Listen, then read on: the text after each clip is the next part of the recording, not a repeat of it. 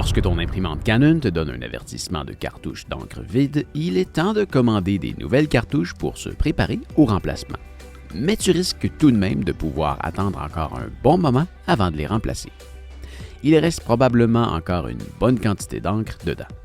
Tu devrais pouvoir attendre encore un bon moment, mais rendu à un certain point, elle ne te donnera plus le choix, tu devras les remplacer. Alors, lorsque tu seras rendu là, suis simplement les instructions à l'écran et appuie sur « Suivant » à chaque fois que tu termines une étape. Prends bien le temps de lire les instructions, elles peuvent varier d'une imprimante à l'autre. Le retrait des cartouches est plutôt simple. Il suffit de les prendre et c'est tout. Assure-toi de bien remplacer tes cartouches par le même modèle, il est inscrit sur le dessus de la cartouche. Mais je te recommande toujours de prendre la version avec un H à la fin car elles contiennent plus d'encre et revient moins cher pour la quantité. Et comme il s'agit de poudre, tu n'auras pas vraiment de problème de séchage à long terme. Tu peux commander tes cartouches à l'aide des liens dans la description et si tu le fais, je t'en remercie, je reçois une commission. À l'intérieur de la boîte, la cartouche est scellée dans un emballage de plastique. Avant de l'ouvrir, prends le temps de bien brasser le tout, environ 1 minute.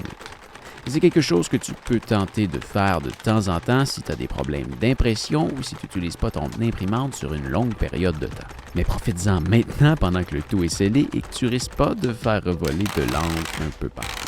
Une fois l'emballage ouvert, remets simplement la cartouche en place et passe à la suivante au besoin. Assure-toi toujours de remettre la bonne couleur au bon endroit. N'oublie pas de brasser et...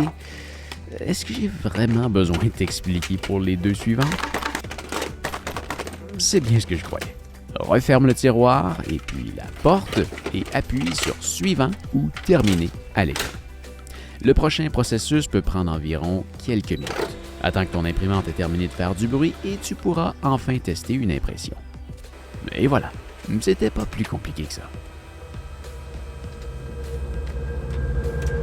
Enfin voilà, j'espère que ça va t'avoir aidé. Si c'est le cas, tu peux me mettre un pouce en l'air et même t'abonner à ma chaîne, ça va t'aider à mieux me retrouver la prochaine fois que tu vas avoir besoin d'aide. Si tu as une question, n'hésite pas à m'écrire dans les commentaires juste en dessous de la vidéo, je lis absolument tout et je vais peut-être même faire une vidéo en réponse juste pour toi.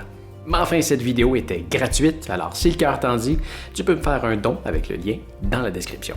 Tu peux aussi venir jeter un coup d'œil à ma chaîne principale où je voyage un peu partout dans le monde, je suis certain que tu vas aimer. Merci encore, salut!